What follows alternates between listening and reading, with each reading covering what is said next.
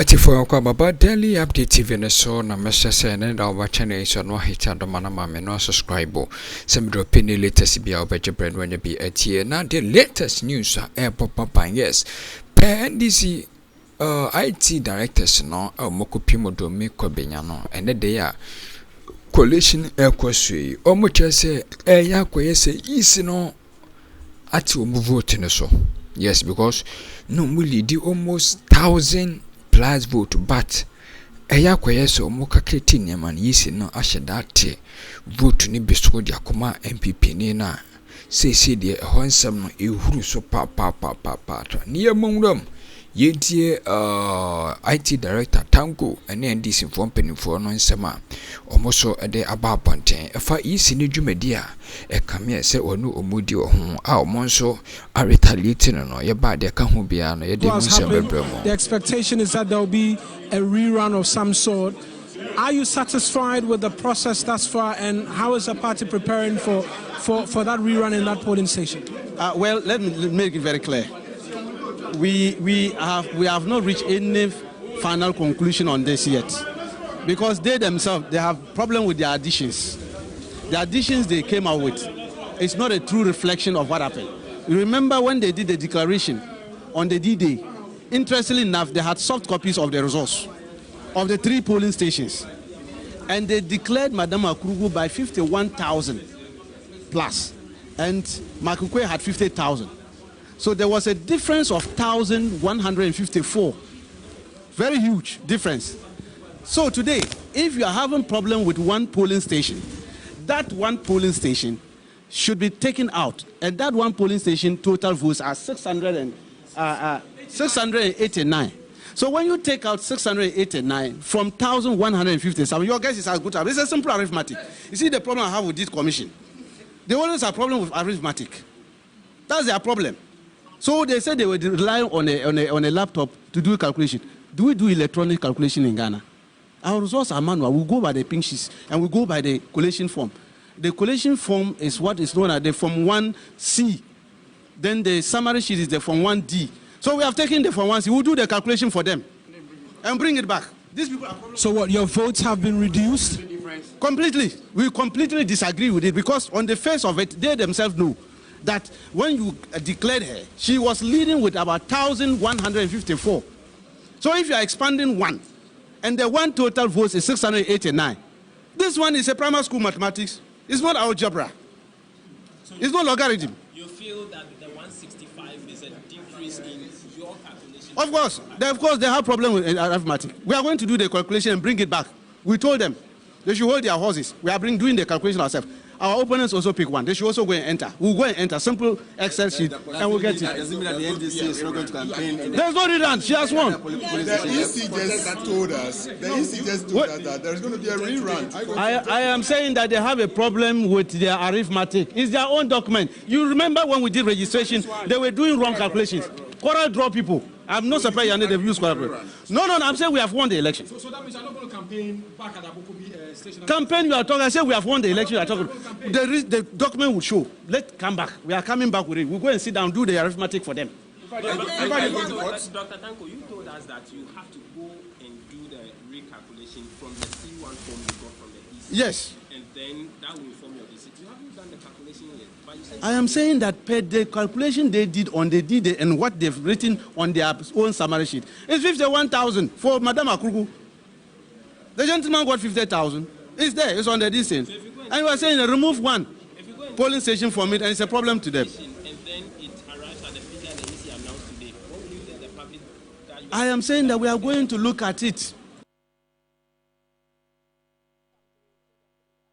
Well, so there you have it. That's Dr. Tanko computer there. So the Electoral Commission, the communication from Dr. Sribo Kweko earlier is that they have decided to rerun the elections in the Abokobi Women's Development Center 2. That's a polling station in the Dome-Kwabenya constituency that has some 669 registered voters there. And he says if there has to be a rerun, which they've decided, it will be before the inauguration of the 9th Parliament. Which is on the dawn of January 7. But then again, they've decided to do this because if you look at the difference between that's Aaron Maikokwe and Faustina Akurugu, there's just about 165. And so the 669 registered voters in this Abokobe Women Development Center 2 would make a difference if it is added either ways. And so we have the Dome-Kwabenya constituency, which is actually the biggest constituency that went into this election with some 370 polling stations. That's 370 polling stations, 182,644 registered voters. So that's and bad governance. You see, if you say that people did not go out to vote without interrogating why they did not go out to vote, then it means that you are just being propagandistic, and you are trying to mask your bad governance and incompetence. So people actually did not go out to vote because the supposed incompetent person was adjudged to be more competent than the competent one. People didn't go out to vote because they felt let down and were very disappointed.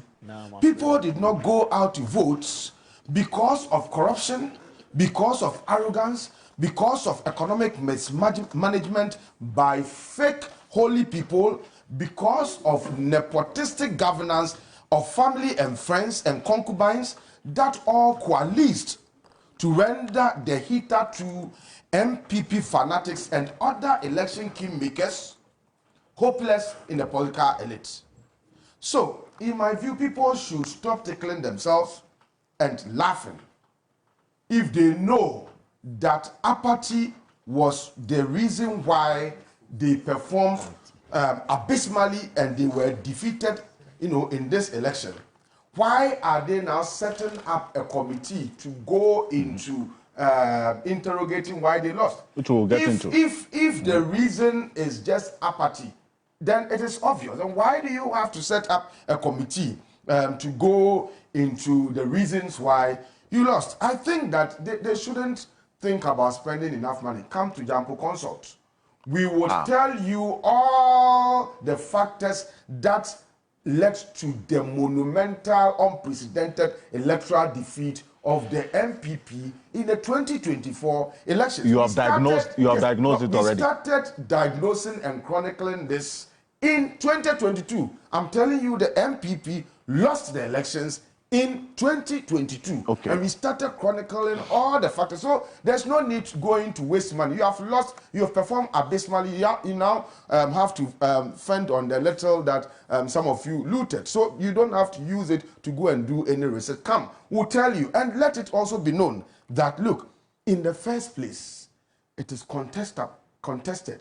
The idea that even the MPP won the 2020 elections itself is contested. Because, their own Ken Japan kept saying, Yamfa any kind you did winning about to know, Moya, but you quite fast, you winning. Okay, so even the 2020 elections, they did not truly win. But for the 2024 elections, I'm telling them that they lost beginning 2022. And we have chronicled all the factors that led to their electoral defeat. There's no need forming any committee. Okay. And the idea that people did not, John Mahama won or the NDC won the elections simply because people didn't go out to vote, in my view, is an unnecessary spewing of propaganda to mask and to hide their own incompetence and bad governance. Number two. Well, this is an issue we'll get into later. Well, number two. Yes. Number two, I said I have four preliminary remarks. Quick one. Number as two. you always do. Number two, early concession of defeat upon seeing how monumental it is going to be and nominating people to serve on transition team, though commendable, in my view, are not necessarily a show of one's commitment to handing over power. Little dogmatic minds and those who claim to have been educated without the ideals of education going through them beyond their speaking English can accept these gestures as significant. But given the severe governance deficit that we have faced and we've had to endure under this current regime, I will call on the generality of Ghanaians that let us be calm, but let us still be vigilant. let no one do anything that would force a declaration of a certain state of emergency that may be licentious for some people to want to hold on to power a little more so that they can cover everything, they can cover up their loot, and they can cover up everything that they've done wrong, that they are scared are going to be exposed. Number 3, hearty commendations to TV3 Key Points. I know that a lot of people watch this program, and I'm commending you because one of us here, Martin Pebu, that I'm sure you're going to soon introduce, who is a regular panelist here, has been appointed and first call up into what Mahama want to do in fishing out those who have stolen our lands and our property and everything. So congratulations to TV3 Key Points. Congratulations to my own friend Martin Pebu.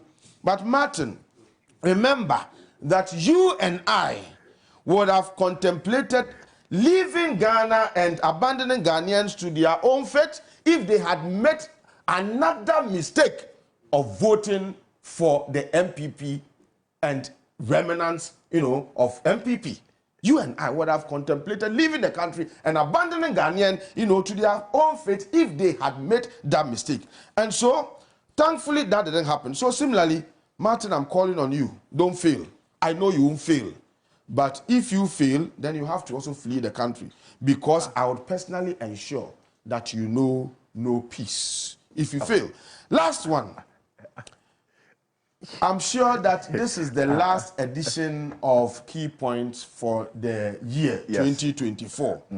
And I want to use the opportunity to thank the good people of Ghana. Ghanaians see us all over the place. Yes. And the kinds of things that they say are so encouraging. True. I'm telling you, some of us, we thought that we were just speaking from our guts based on what we have studied, purposely, with the purpose of just keeping government on their toes and ensuring that things are done well. And we didn't know that Ghanaians were watching. So they meet you in the church. They meet you at chop bars. They meet you at lorry stations. They meet you in the traffic. They meet you at honeysuckles. They meet you at fuel filling stations. They meet you at weddings. They meet you at funerals. They meet you everywhere. They meet you at Eduanepa Eatery. Everywhere they meet you, they come to you and then they say certain words, okay? They say certain things to you. That are encouraging. Yes. Oh, we like what you are doing. We've been listening to you. Some will come and tell you that every Saturday I would come and sit, stay glued to my TV and then be watching you. I like what you are doing for Mother Ghana. We didn't know that they liked. So, dear Ghanaians, our admirers, our loved ones, and our friends who like what we are doing and who continue to shower praises and give us more encouragement, we thank you.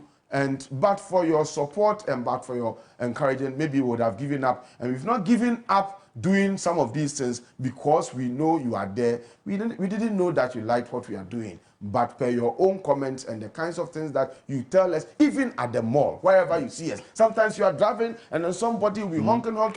You roll down and then he's just waving. I like you. I like what you are doing. God bless you and all that. So we thank you. And then we wish you, as this program today is the end, the last program you for have the a year. lot more to say. We wish you a Merry Christmas, Happy New Year, and we thank you all for your support. Mr. Host, thank you very much for this opportunity. And I would give you all another opportunity to talk and still thank our viewers at the end of the show as well. There's a lot to talk about. And in fact, 2024 has been a very eventful and fulfilling year for us here at Key Point. So it's in good stead that you said what you said in the last point that you made. In fact, I got a message this week. Somebody's belongings were stolen. Honorable Roxanne Nelson Dafiamepo is Member of Parliament for the South Dai constituency. He is a lawyer or legal counsel to Ebi Bright, one of 4 NDC parliamentary candidates who was also impacted by the court ruling yesterday. Nelson Roxanne, good morning and welcome. Good morning, Okanse, and good morning to Prof. my brother and my senior Kpebu. Yes, sir. You have become a very people are so afraid. So suddenly you have become a very fearful man. Citizen vigilante. Trying to copy my dynamic. Yes, he's doing. Because the loot is too much. Yes. People are asking why I wasn't included. I said that would have been Ghana. Exactly. Oh, no. We'll have subcommittees. So you tell one of the subcommittees. I mean, and let me say good morning to our viewers, especially my beloved people in Southern, Peki, Balime, Beve, and Tongo. I love them so much. Merry Christmas to them and prosperous New Year. We'll have a few more words at the end of the program for them. I'm also expecting the Honorable Andy Apiakubi, Member of Parliament for the Santiachem North constituency. Yes, he lost this election, but then again, he's committed to the development of this country in many ways. No, this panel, this is the original panel. In the Master Show, some Bre or Daily Update TV.